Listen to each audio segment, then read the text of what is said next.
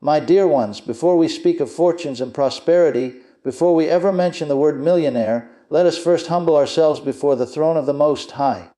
Lord, we give you praise. We are grateful for the breath that fills our lungs, the spark that ignites our spirits, and the vision that directs our steps. We ask you to pour out mercy upon us, raise us up with your grace, and grant us wisdom to understand what true wealth really is. When the Lord begins to move in your life, He does not immediately load your hands with riches you are not ready to carry. No, He begins with the soil of your being, your heart. For what is the value of gold if the vessel that holds it is cracked? What is the worth of a palace if the soul inside is barren? Listen carefully, beloved, when God readies you for increase, He first searches the depths of your inner being. He clears away bitterness, washes out envy, and polishes the hidden places with His kindness. He knows that earthly treasure will never endure if the heart has not been trained to manage it with humility and wisdom.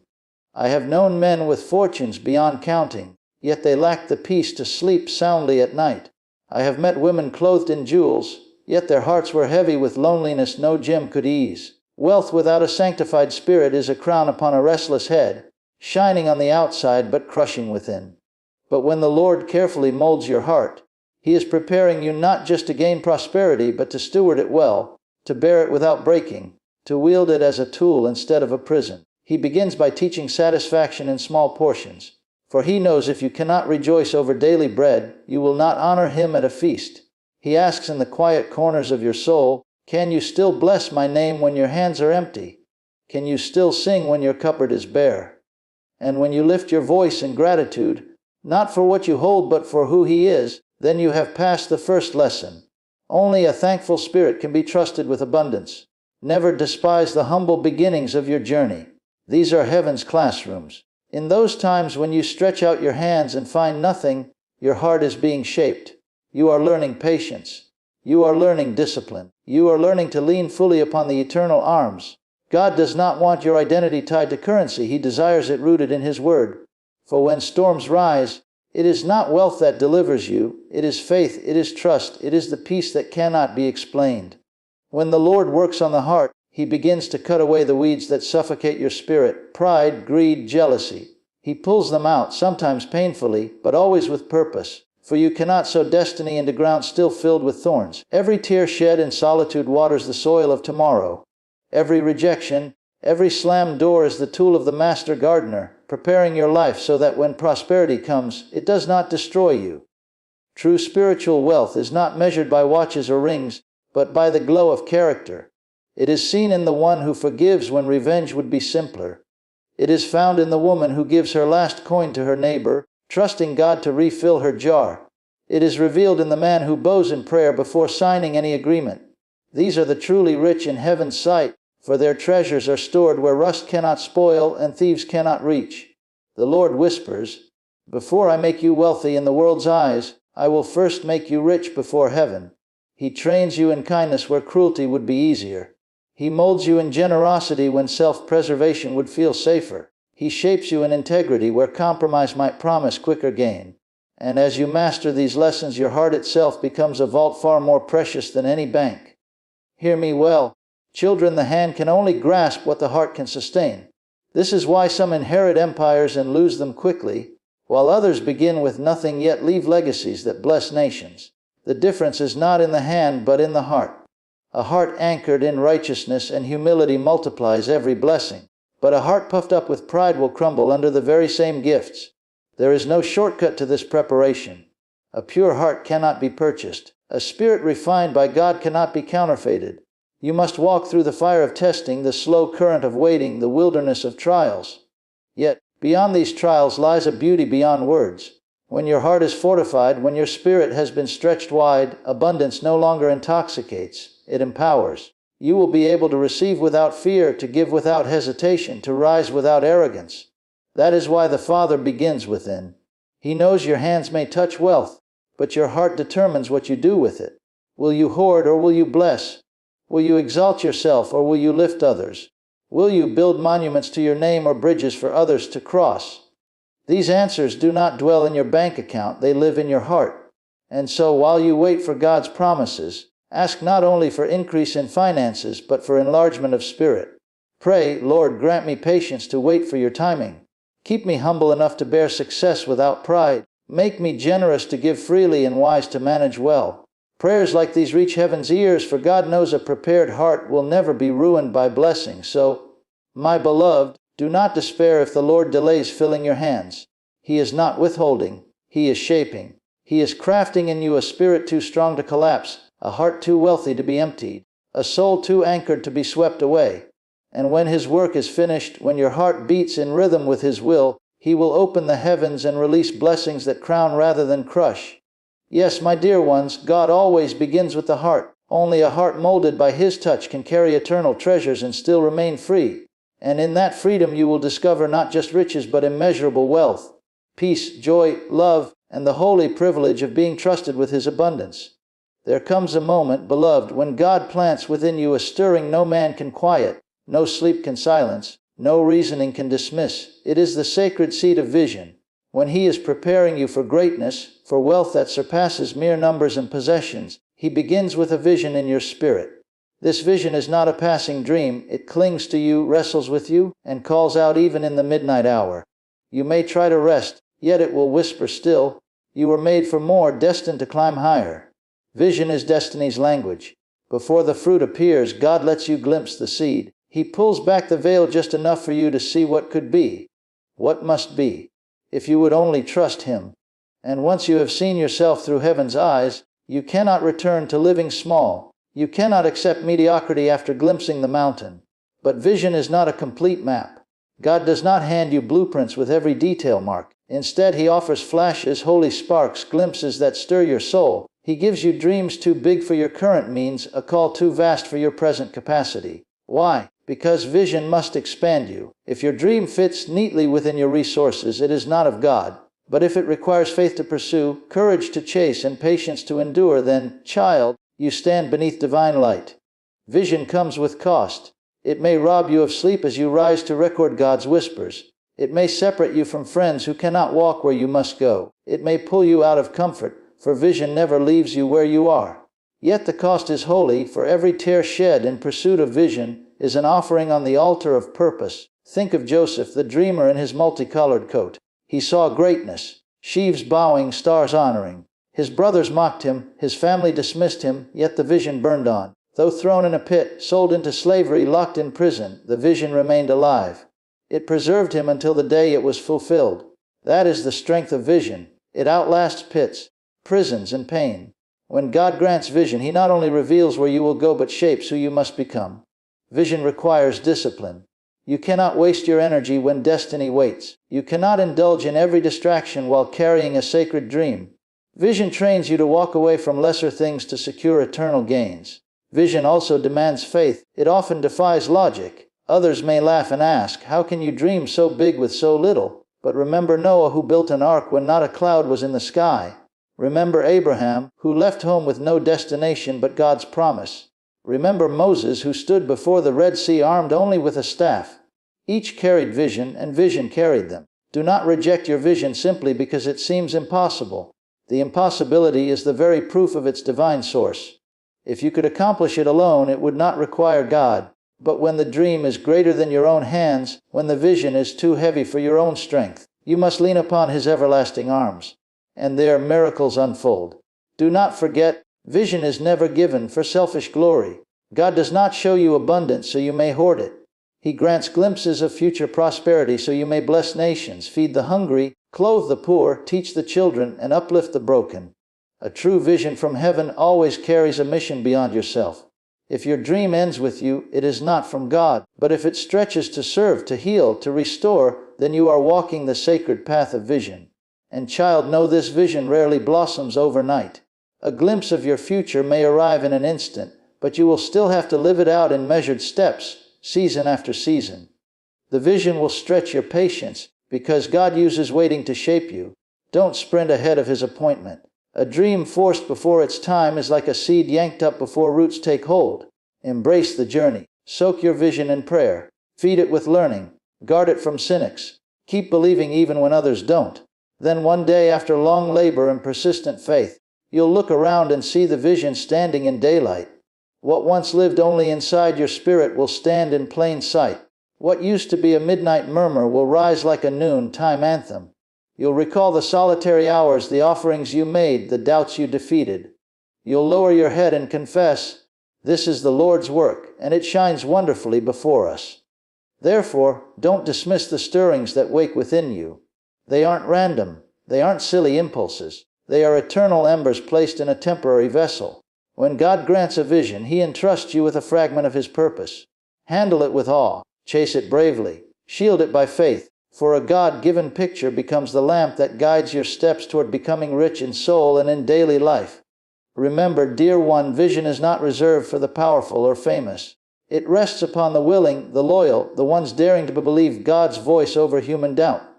If He revealed it, He intends to fulfill it.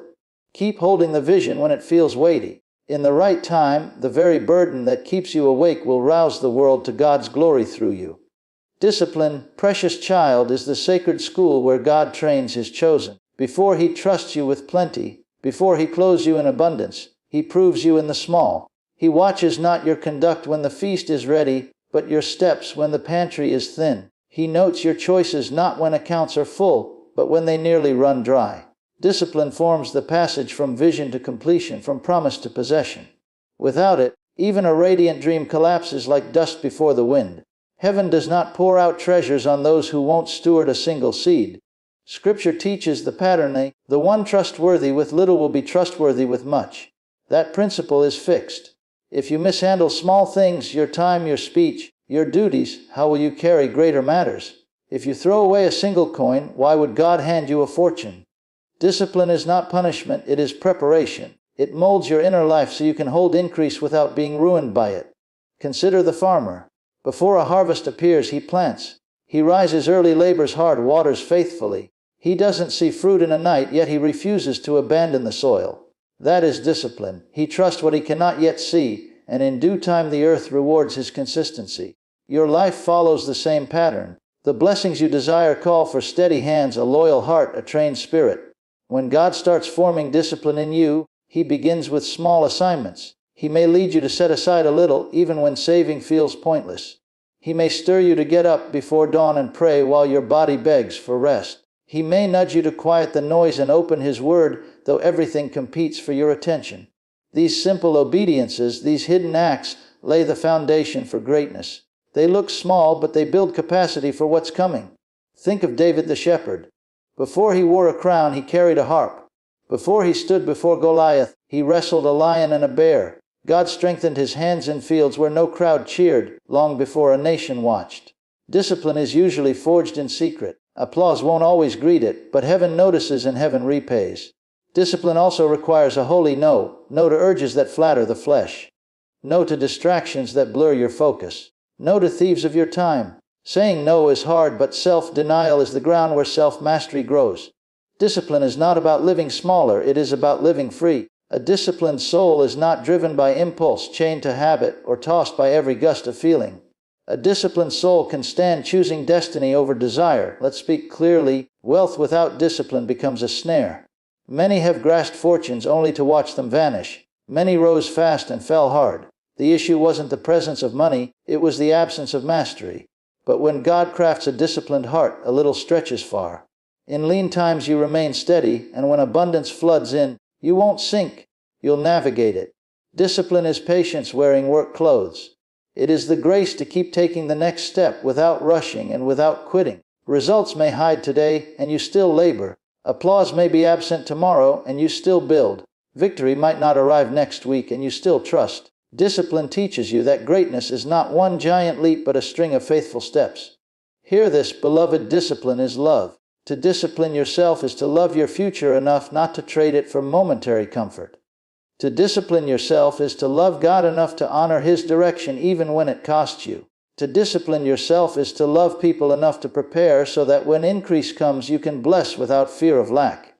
Discipline is love expressed in choices. Some days your body will push back, and your mind will whisper, "Why try? No one notices." On those days remember the one who formed you, called you, and authored your story does see. He delights whenever you choose restraint over indulgence, focus over distraction, obedience over ease. Each decision is a hidden jewel in your crown, unseen on earth, celebrated in heaven. If you desire to be wealthy in soul and in substance, discipline is not optional. It is vital. The riches aren't merely in currency, they are in the moments you conquer yourself. Riches live in the courage to refuse waste and embrace wisdom, to reject doubt and choose faith. Riches are born in unseen winds.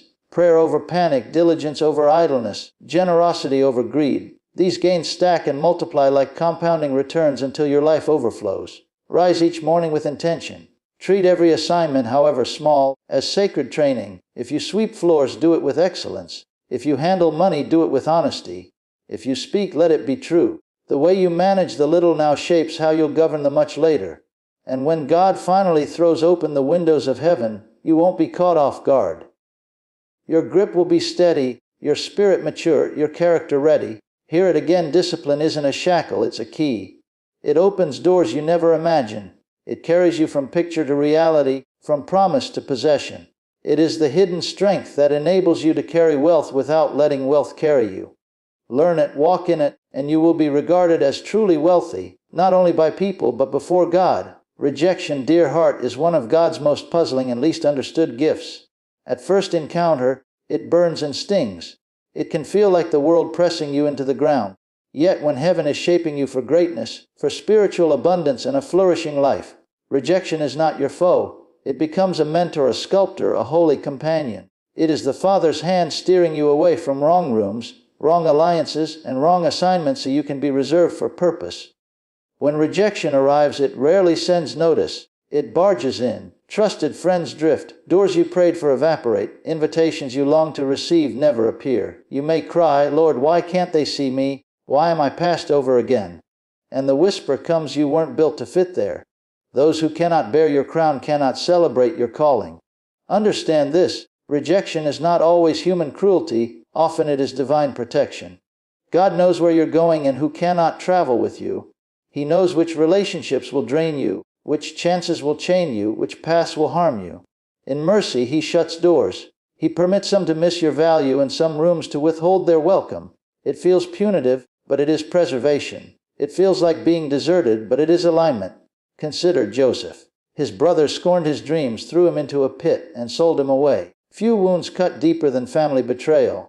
Yet every rejection moved him closer to purpose. If his brothers had embraced him, Egypt would never have called. If false accusation hadn't sent him to prison, he would never have walked into the palace.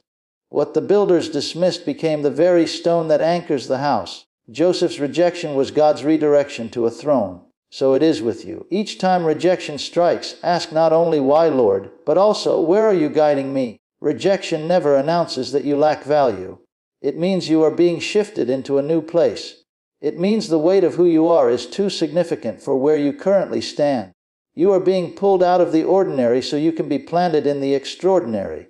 Do not resent the season where solitude surrounds you. It is in the silent hours when no voice calls your name that the Lord's voice becomes clearest. It is in the vacant spaces where applause is absent that you discover how to recognize the whisper of His Spirit. Rejection clears away distraction so you can rehearse for the role that destiny has already written with your name on it. Without the constant noise of others, you finally catch the sound of your own heartbeat, the melody of your calling. Rejection also purifies your intentions. When people overlook you, you must ask, am I doing this for their approval or for God's glory? When others leave you out, remember there is already a chair with your name written on it at His table. Rejection humbles the soul, pulls pride away, and roots your worth in the One who never turns away. It teaches you to stop hunting for validation in human eyes and instead to look for your reflection in God's gaze. And child, I must whisper to you something holy. The very people who dismiss you now may later return needing the gift they once disdained. The ones who laughed at you may come back seeking your counsel. Those who closed their doors may one day come knocking. But by then, rejection will have shaped you, healed you, and filled you with mercy. You will offer blessing where they spoke curses. You will serve those who left you empty. You will extend kindness to the same ones who turned their backs. For when rejection is laid at God's feet, it produces not bitterness, but compassion. Think of Jesus Himself, turned away by His own people, ridiculed by those He came to redeem. The same crowd that shouted, Hosanna, cried soon after, crucify Him. Yet His rejection upon the cross became the redemption of the world. Out of the cruelest dismissal came the most glorious victory. From the deepest pain came the greatest healing. If Christ endured rejection and yet rose, then hold on, beloved. You too will rise. Rejection is also the sharpening stone of endurance. Every denial strengthens your stance. Every closed door trains you to keep knocking at heaven's gates.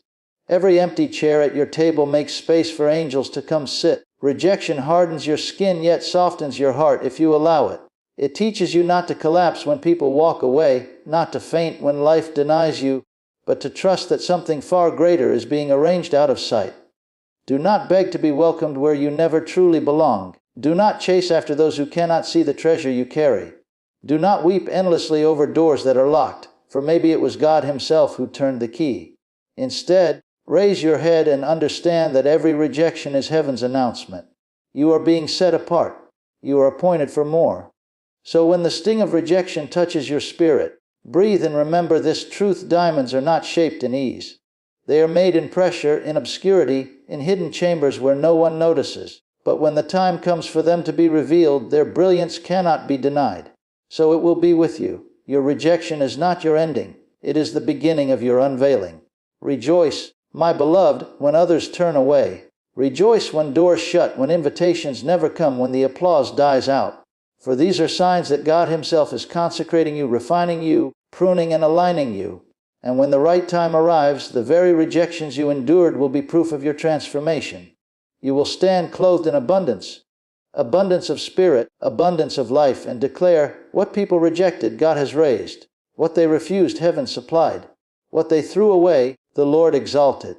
So allow rejection to make you stronger, not bitter. Let it refine you instead of weakening you. For rejection is not your finish line, it is holy redirection. And child, when God is shaping you to be rich in spirit and rich in life, rejection is the mark stamped on your path that says chosen, separated, designed for greatness.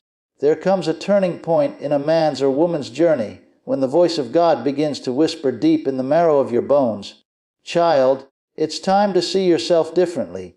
It is not the whisper of friends, not the echo of relatives, but the mighty call of the Almighty urging you to rise beyond yesterday's limits. True wealth is not first counted in money or carried in bills. It is first planted as a thought in the secret places of the mind.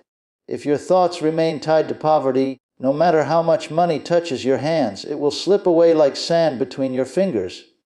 But if your heart and mind dare to believe in abundance, even the smallest seed will multiply into a harvest beyond your capacity to hold. A new mindset is not optional, it is divine work. It is tearing down the weeds planted by old words that told you were not enough, by experiences that scarred you into expecting struggle, by teachings that taught lack instead of freedom. But God, in His mercy, begins to press upon your soul a fresh truth. As a man thinks in his heart, so is he. And when your thoughts begin to change, your life begins to transform. A child told all their life they are unworthy of greatness will shrink back when opportunity arrives. But when that same child hears the heavenly voice declaring, you are chosen, you are capable, you are called for more, suddenly their spine straightens, their eyes lift, and doors that once felt impossible swing wide. The change begins quietly. One day you wake up, and instead of saying, I can't, you whisper, I can. Instead of focusing on what you lack, you thank God for what rests in your hands, no matter how small it seems. And that gratitude becomes the soil for greater blessings to grow. Poverty of thought speaks with excuses, but a mind of abundance sings of possibilities. When God is preparing you to carry wealth in spirit and in life, He begins with your thinking. He challenges you to break cycles your ancestors may have embraced. He calls you to stop looking at the world through the dim light of fear, and instead see it through the blazing sun of faith. I have seen it with my own eyes. Men and women with little education, no inheritance, no advantage, but with a vision burning inside them. And that vision, watered with faith and discipline, became streams of wealth that nourished not only their homes but entire communities. They did not wait for society to say they were worthy. They believed it when God whispered it into their souls. Poverty is not just about money, it is a mindset. A person who believes the land is barren will never sow seeds and so will never reap. But one who believes in the promise of tomorrow will plant even in hard soil, and in the right season, their storehouses will overflow. Changing your mind is never easy. It requires silencing voices that have long shouted in your head. It means refusing to agree with fear, Even when fear comes with evidence, it means saying, I am rich in wisdom, I am rich in courage, I am rich in purpose. And then watching heaven's reaches follow you. God reshapes your thoughts because He knows they will shape your choices, and your choices will shape your destiny.